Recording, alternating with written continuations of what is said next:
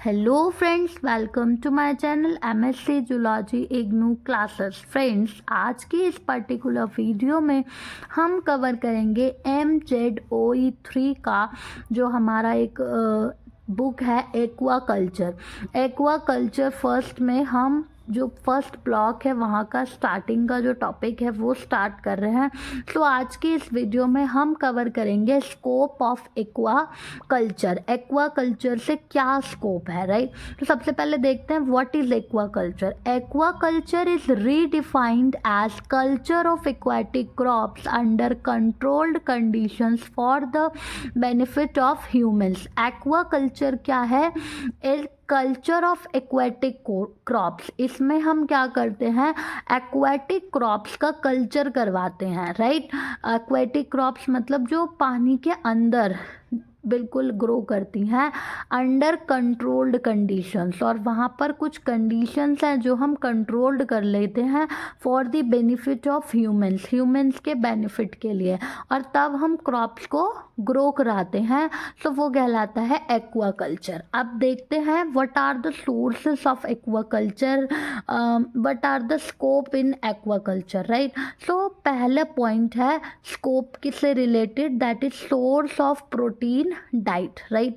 मतलब कि जो एक्वाकल्चर की जो फील्ड है यहाँ का पहला स्कोप क्या है? सोर्स ऑफ प्रोटीन डाइट, यानी कि ये जो भी हम यहाँ पर प्रोडक्शन करेंगे वो प्रोटीन का एक अच्छा क्या है? सोर्स है। So more than 17% of the total animal protein supply for human consumption. Human consumption का 17% से ज़्यादा जो पार्ट है वो एनिमल प्रोटीन से सप्लाई होता है, राइट। 17% से ज़्यादा पार्ट जो है टोटल एनिमल प्रोटीन का वो किससे सप्लाई होता है? वो आता है आपका एनिमल प्रोटीन, एनिमल से, राइट। और किसके लिए? ह्यूमन कंजप्शन के लिए। Now fish as food contain 66 to 74% crude protein with digestibility of 95 to 98%। Fish को अगर हम एज अ फूड देखें तो उसमें 66 से 74% क्रूड प्रोटीन होता है, और उसकी जो डाइजेस्टिबिलिटी है वो 95 से 98% होती है। More than 20% of the 3.1 billion people of the globe depend on fish as daily protein supply. अगर हम देखें तो 3.1 बिलियन पीपल में, इस ग्लोब पर जो 3.1 बिलियन पीपल्स हैं उनमें से 20% से भी ज़्यादा किस पर डिपेंडेंट है? फिश पर डिपेंडेंट है प्रोटीन की सप्लाई के लिए। So therefore aquaculture as a protein supply industry is indispensable, right.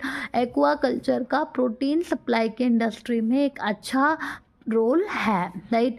Next है employment and income generation. Aquaculture employs a large number of people either directly और इनडायरेक्टली एज एम्प्लॉय। अगर aquaculture की field आती है तो वहाँ पर जो एम्प्लॉयज़ हैं वो बड़ी भारी संख्या में डायरेक्टली या इनडायरेक्टली एम्प्लॉय के रूप में काम कर सकते हैं, such as seed suppliers, feed suppliers, cold storage etcetera. तो ये जैसे सीड सप्लायर्स हो सकते हैं, फीड सप्लायर्स हो सकते हैं, कोल्ड स्टोरेज भी हो सकती हैं। इन जगहों पर उन्हें काम करना पड़े तो एम्प्लॉय आ सकते हैं। It is serve as an ideal alternative livelihood for fishing communities. ये फिशिंग कम्युनिटीज़ के लिए अपने एक आदर्श के रूप में है। Next is tools for recycling municipal sewage. अगर जो म्यूनिसिपल सीवेज निकल रहा है तो उनको हम रिसाइकल भी कर सकते हैं और एक्वाकल्चर में हेल्प कर सकते हैं, राइट।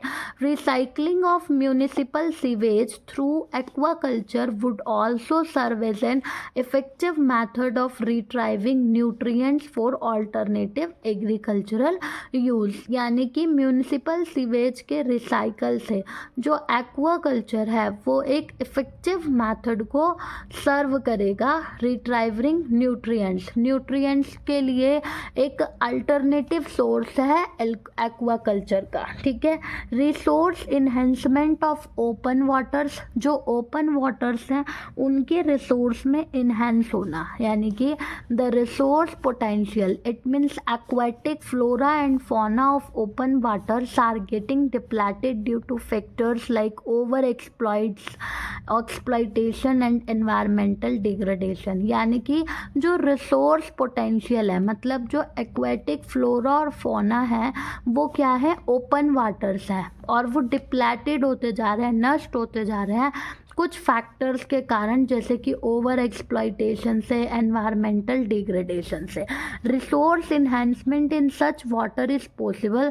सो ऐसे वाटर्स की रिसोर्स में इन्हेंस करना पॉसिबल है, कैसे, only by stocking them with appropriate artificial shelters, ठीक है। अगर हम उनको स्टॉक करके रखें, उनका एक आर्टिफिशियल शेल्टर रखें and the organisms to guard themselves, ठीक है, तो ऑर्गेनिज्म क्या कर सके, उसकी रखवाली कर सके एंड एनेमीज से बच के रह सके।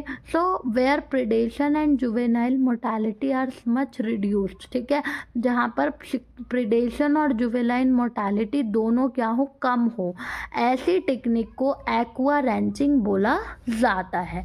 Other uses of aquaculture, aquaculture के और यूजेस क्या हैं, crustaceans and small fishes are grown as bait for spot, ठीक है। अगर हम देखें तो क्रस्टेशियंस और स्मॉल फिशेस को हम एज अ बेट भी ग्रो कर सकते हैं। Ornamental species constitute the highest value of aquaculture industries, जो ऑर्नामेंटल स्पीशीज़ हैं वो एक भारी रोल प्ले करती हैं एक्वाकल्चर इंडस्ट्रीज़ में। Some species grown as food for other food fishes, कुछ स्पीशीज कैसे ग्रो करेंगी, फूड के लिए और फूड फिशेस पे। Some use in laboratory for experiment, कुछ यूज़ होंगी लैबोरेटरी में एक्सपेरिमेंट के लिए। Oysters and freshwater mussels are grown to produce cultured pearl for ornaments, crocodile for leather। Oysters और freshwater mussels जो हैं वो ग्रो करेंगी और क्या प्रोड्यूस करेंगी, कल्चर्ड पेरल प्रोड्यूस करेंगी ऑर्नामेंट्स के लिए, एंड क्रोकोडाइल्स जो हैं वो लेदर्स के लिए मशहूर होते हैं। So several algal species are cultured for extraction of chemicals, बहुत सारी एल्गल स्पीशीज जो हैं वो कल्चर की जाती हैं एक्सट्रैक्शन ऑफ केमिकल्स, केमिकल्स के एक्सट्रैक्शन के लिए। Seaweeds are important source of agar and iodine, इसके अलावा जो सी वीड्स हैं वो एक अच्छा सोर्स हैं किसका, अगार और आयोडीन का। सो फ्रेंड्स, आज की वीडियो में इतना ही, फिर मिलेंगे नेक्स्ट वीडियो में एक्वाकल्चर के एक और नए टॉपिक के साथ। तब तक के लिए बाय बाय, थैंक यू।